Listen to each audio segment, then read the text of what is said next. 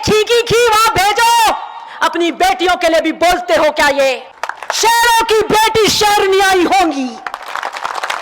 मेरे भाग्य की लकीरों में नहीं लिखा है बेटी को बाहर शादी करना शोभा नहीं देता। कोई कहता है ओसिया की सभाओं में कि शादी कर लो, हम खाना कर देंगे, और कुछ लोग ताली बजाते और खी खी हंसते हैं। मैंने सुना लेकिन कभी जवाब नहीं दिया। आज देने आई हूं, 2011 से आज 2023 में आज देने आई हूं।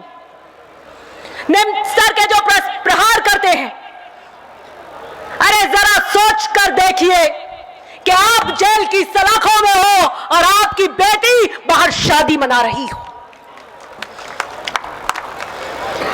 मेरे पिता और मेरे पिता के दर्द और उनके प्रति सेवा मेरा सबसे पहला कर्तव्य है। और मेरे पिता जब दर्द और विरह के अंदर कैसे करवट बदलते होंगे, कैसे एक दिन निकलता होगा, कैसे एक रात निकलती होगी, तो उस बेटी को बाहर शादी करना शोभा नहीं देता। मेरे भाग्य की लकीरों में नहीं लिखा है, क्योंकि मेरे भाग्य की लकीरों में सेंट्रल जेल लिखी थी, जिसके 10 साल मैंने फेरे किए हैं, 10 साल मैंने फेरे किए हैं, क्योंकि वो मेरा कर्तव्य था। मुझे चुनौती देने वाले अपने गिरबान में झांक कर देखें।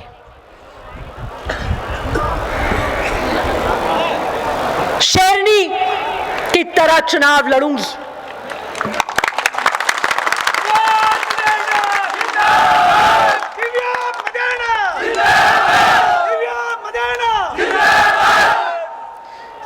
राजनीति के किसान सूरमाओं की बेटी हूं, महिपाल मदेना की बेटी हूं। शेरों की बेटी शेरनी आई होंगी।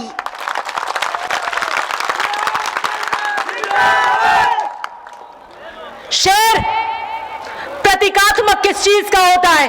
मुझे बड़ी हंसी आई जब उन्होंने कहा कि जंगल भेज दो, निम्न से निम्न स्तर का प्रहार किया। शेरनी का अर्थात, शेर का अर्थात प्रतीकात्मक होता है। बहादुरी, साहस, निडरता, शक्ति स्वरूप, गर्व, आत्मविश्वास, ये शेर के प्रतीकात्मक है। हम कहते हैं अपने बच्चे को, अरे क्या कर रहे भाई, क्या रो रहा है, शेर सा बहादुर बन। थोड़ा सा कुछ ज्यादा कोई रौब करता है, जैसे मैं करती हूं विधानसभा में, तो क्या इतनी क्यों शेर हो रही है? वो मुझे समझ ही नहीं आता कि आज की इस आधुनिक युग के अंदर भी क्या इतनी कुंठित मानसिकता हो सकती है। हमारा राष्ट्रीय प्रतीक अशोक स्तंभ, उसमें भी 4 शेर हैं, 4 शेर। मैं पूछना चाहती हूं, क्या अशोक स्तंभ के वो 4 शेर जो साहस, शक्ति स्वरूप, गर्व और आत्मविश्वास के प्रतीक है, क्या उनके लिए भी आप ऐसी राय रखते हैं? क्या उन्हें भी जंगल में भेजना चाहते हैं? जो हमारा राष्ट्रीय प्रतीक है, एक शेरनी, अब ये नारे बोल रहे थे तो मैंने भी एक नारा लिखा, एक शेरनी लड़े होशियारी लड़ाई रे, एक शेरनी लड़े होशियारी लड़ाई रे, चलो आपा भी दे बिरा साथ रे।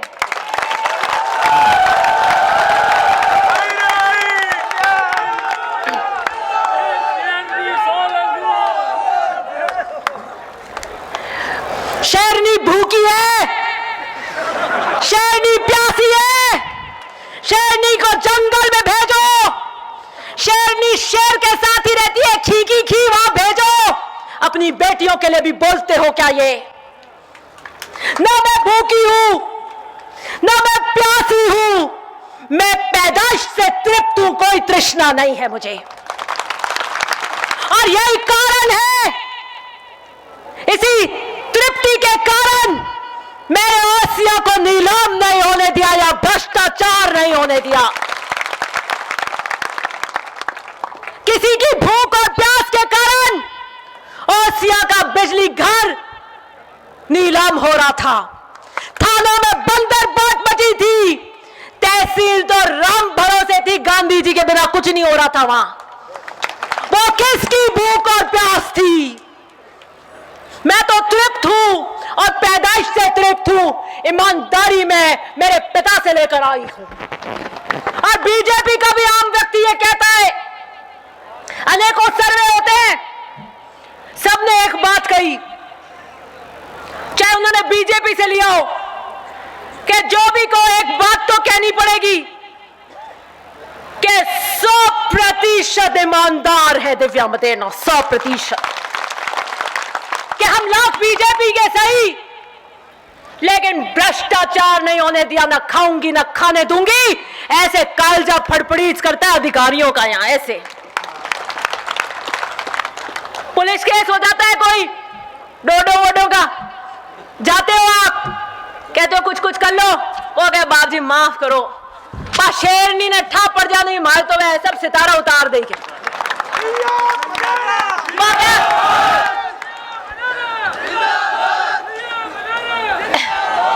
वो कैसा हमारे तो करो जेल हो जाएगी, कर बेल हुई यूं है मार तो जावे कि नहीं बजा कोई नहीं पढ़ो क्या? हाँ मैं मानू नहीं बीरे कने एड़ा जीपीएस है कहीं ठा पड़े तो कद जाए मैं पड़े कतई जा अठाई नहीं पड़ेला।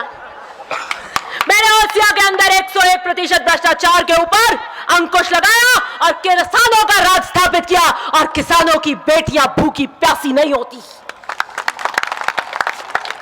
और जो बेटियों को घेरते हैं उन्हें जमाना देख रहा है, जमाना देख रहा है। मर्यादा को तार तार कर जो कर रहे, समय लिखेगा उनका भी अपराध। समय के काल चक्र पे वो भी लिखेंगे, युद्ध भूमि के भी नियम होते हैं। महाभारत के उस 18 दिन के युद्ध में आज ये मान लेना कि ये महाभारत का युद्ध हो रहा है, आपकी बेटी के लिए हो रहा है। अगर आपने अपनी बेटियों को नहीं बचाया तो आने वाली पीढ़ियों की बेटियों को ऐसे ही घेरा जाएगा, ऐसे ही घेरा जाएगा।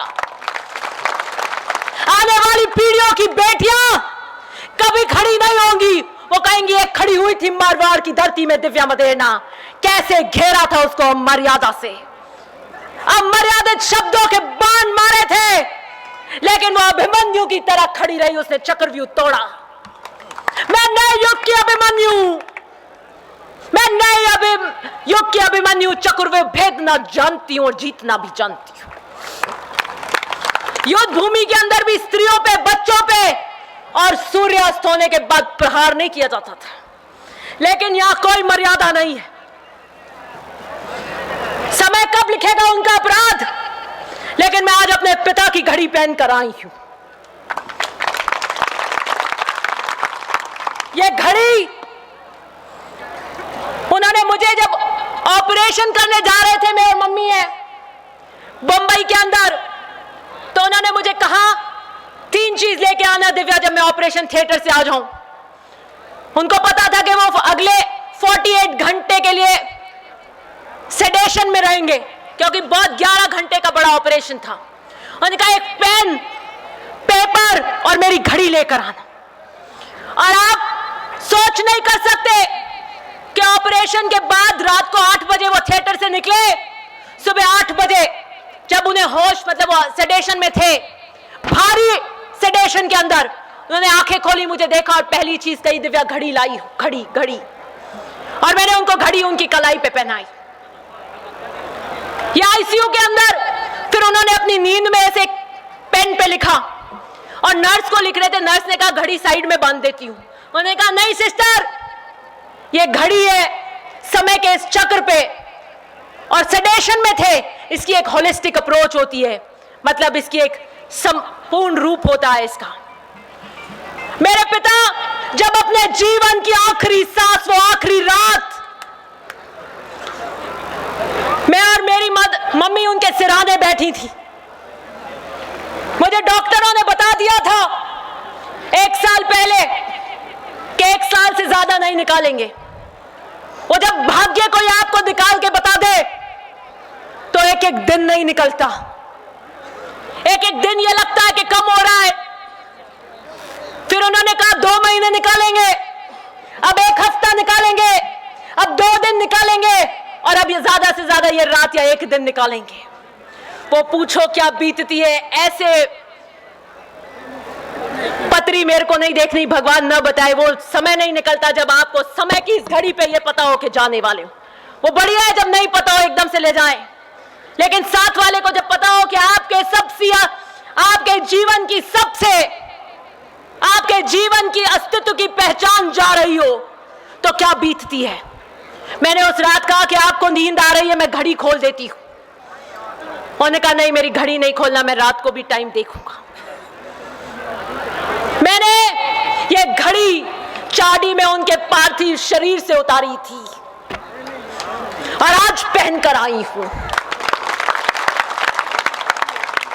समय के इस चक्र पर ईमानदारी और हौसलों की लड़ाई लड़ने आई हूं।